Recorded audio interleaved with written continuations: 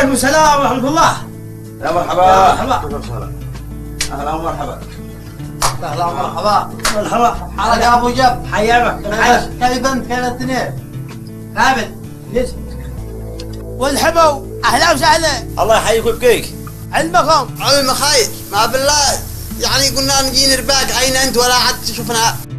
اي بيننا من صحراء لا صحراء ومن جبل لا جبل ومن تب لا تبه. جهاد مع ربي جهاد يصوت. وانتم اكيد قد تجوا مجاهدين يا ارصدتم بدل حاله ثانيه. لا ما جي. كيف؟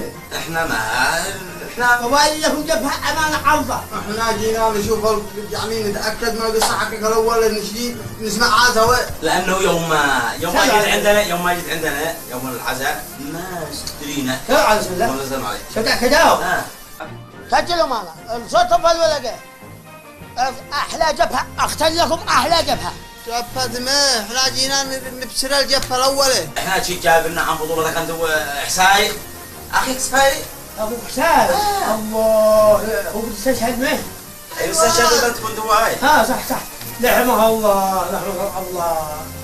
حسين يا اخي كم بطل. ايوه هذا خيبوت كان يقعد فيك رزازة بالرزازة. لا حفل الباطل دخلنا احنا وين لا حفل الباطل. اين؟ لا حفل الباطل. اي حفل الباطل هذا؟ والله ما لي علم. بس قالوا حفل الباطل قلنا حفل الباطل. ايوه ما دخلت الباطل.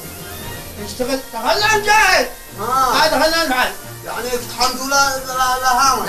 لا عموال وبعدها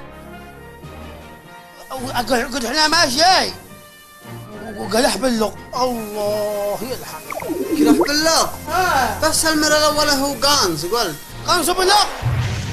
قانص باللغ بس انتم جايين قلت في السعودية تحضر. قانص جو برد بحر الأرض كل شيء. صح التقنية الحديثة يا كذا. ايوه كنصب البلوتوث كنصب الوايرلس كنصب لا كلمك جد.